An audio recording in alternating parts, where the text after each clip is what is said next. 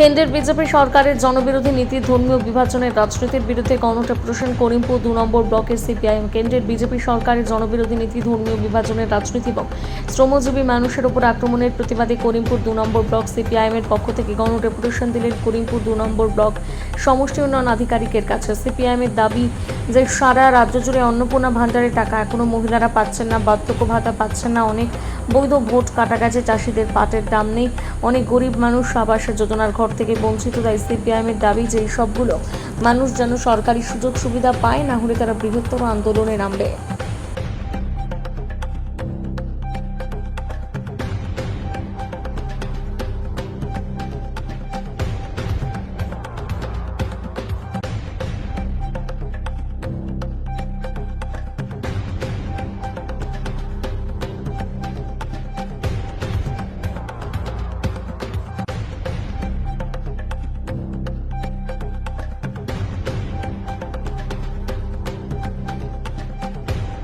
প্রথমের দিকে একটু দাম ছিল, এখন চাষিদের না বিশ্বাস উঠে গেছে। এই নিয়ে কি কিছু বলবেন? আমরা বিডিও সাহেবের সঙ্গে আজকে যে ডেপুটেশন ছিল সেই ডেপুটেশনে আমরা এই পয়েন্টটা তুলেছিলাম যে চাষিদের প্রথমের দিকে পাটের দাম 16,000 17,000 ছিল, এখন 7,000-এর কাছাকাছি। আর সেই সময় অথচ দেখা যাচ্ছে এখানে চাষিদের পাট পচানোর ক্ষেত্রে প্রচণ্ড অসুবিধা। অনাবৃষ্টির কারণেই বলবো যে বড় বৃষ্টি নাই, খাল বিলে জল নেই, যার ফলে চাষিরা প্রচণ্ড সমস্যায়। তাহলে এই ব্যাপারে সরকারি কি পরিকল্পনা আছে? বিডিও সাহেব বললেন সরকারিভাবে পাট পচানোর ক্ষেত্রে সেই রকম কোনো পরিকল্পনা নেই, কিন্তু আমরা এই বিষয়টাকে নিয়ে আরও আন্দোলন করতে চাই। আমার পরিচয় হচ্ছে আমি লিয়াকত হোসেন, আমি করিমপুর সিপিআইএম 2 নম্বর এরিয়া কমিটির সম্পাদক এবং নদিয়া জেলা কমিটির অন্যতম সদস্য। দাবি আমাদের তো ধরুন দাবির শেষ নেই। আজকে যে নতুন সরকারটা এসছে সে একটা ভাওতাবাজের সরকার। যখন এরা ভোটের যে প্রতিশ্রুতিগুলো দিচ্ছিল, যা প্রতিশ্রুতি দিয়েছে তার বিপরীতমুখী কাজ করছে। যেমন লক্ষ্মীর ভাণ্ডারকে তারা অন্নপূর্ণা যোজনায় তারা কনভার্ট করলো, কিন্তু আজকে দেখা যাচ্ছে যারা লক্ষ্মীর ভাণ্ডার পেত তার অর্ধেক মানুষও আজকে অন্নপূর্ণা ভাণ্ডার পাচ্ছে না। যে যোগ্য গরিব মানুষ যার প্রয়োজন, সে লক্ষ্মীর ভাণ্ডার পাচ্ছে না।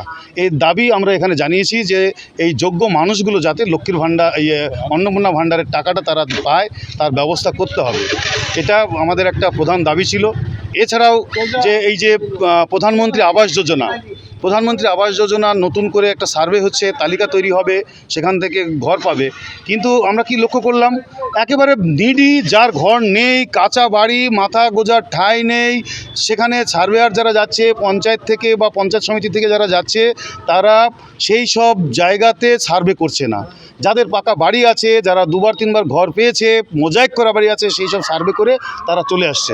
আমরা তার প্রতিবাদ করেছি এবং আমরা দাবি করেছি যে এই যারা নিডি, যাদের প্রয়োজন, যাদের ঘর নেই, প্রকৃত যাদের ঘর নেই এবং পায়নি, তাদেরকে ঘর দিতে হবে প্রধানমন্ত্রী আবাস যোজনায়। তারপর আপনাদের দীর্ঘায়িত হবে, একদম লাগাতার চলবে যতক্ষণ না এই ধরনের দুর্নীতিগুলোকে কাটানো যাচ্ছে। লাগাতার আন্দোলন চলবে, সে প্রধানমন্ত্রী আবাস যোজনা হোক, 100 দিনের কাজ হোক, বা অন্নপূর্ণা যোজনা হোক, বা হচ্ছে SIR-এর যে নামগুলো বাদ গিয়েছে, যারা ট্রাইব্যুনালে রয়েছে তারা অন্ধকারে রয়েছে, তাদের রেশন কার্ডগুলো কেটে দিচ্ছে।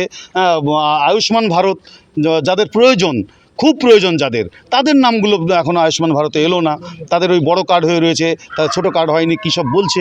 এই সব বিষয়গুলো নিয়ে লাগাতার আমরা পথে থাকব। আপনার পরিচয়? আমি প্রভাস মজুমদার, আমি করিমপুর 2 এরিয়া কমিটির সদস্য।